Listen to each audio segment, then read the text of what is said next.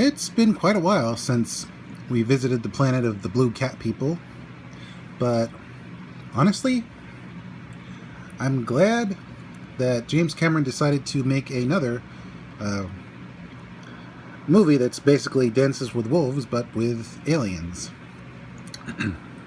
um, it's been a couple years since we've seen our soldier go native, and he's got a family now, but the greedy humans are back, and this time they're packing submarines. Visually, everything looks stunning. The landscapes, the animals, and to a lesser degree the cat people themselves look really good.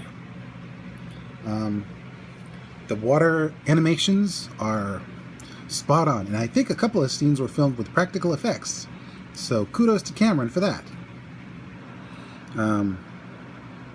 The human tech on display, believable, at the same time fantastical. I kind of want one of those robotic suits, not the armored ones, but the one that's basically stilts. You'll recognize it when you see it.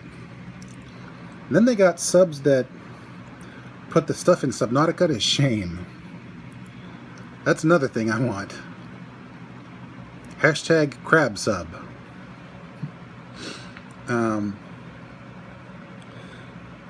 Our hero actually gets put on the back burner, and his kids take center stage, and their dynamic is pretty good. One character sort of represents religious figures throughout history who may have had medical problems that could be the explanation as to why they were the way they were.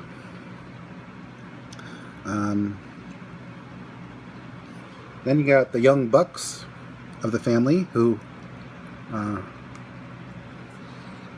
clash with some of the characters that they meet along the way. And then you have the villain. I didn't expect this particular villain to come back.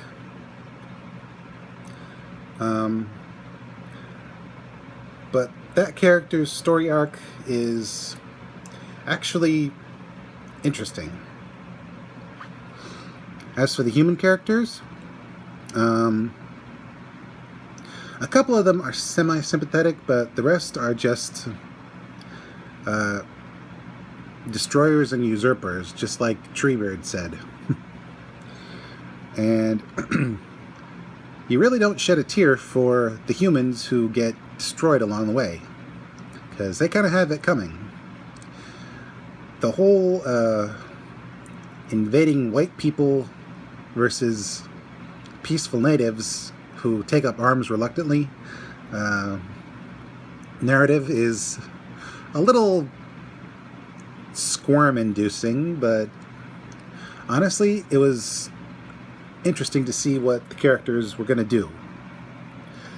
Overall, while the action might be sort of spread out between the beginning and the ending of the film, the real meat of the movie was how our family of survivors is coping with the new environment. And that to me was rather interesting. The movie itself might have been a bit too long for some of what we were watching, but I didn't feel bored, you know? If you just go in for the action, then yeah, you're going to feel bored, but if you're looking for world building and character development as well as action, honestly, I think Way of Water balanced it pretty well. It's a fine sequel to the first film, the extended version of which is what I saw in theaters, which was also good.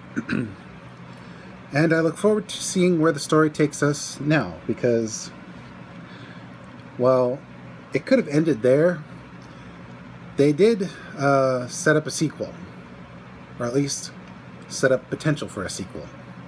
And I want to see where these characters go next. And we've yet to see Earth, by the way. They keep saying it's dead, it's dying, but I kind of want to see it. So maybe in the third movie. So yeah, if you enjoyed the first film, you're probably going to want to see this one. It's not bad by that standard. This is Mr. J signing out and reminding you, I still don't like the ocean, but I like the blue cat people. And I grew to like the blue catfish people that our heroes met. Stay dry, folks.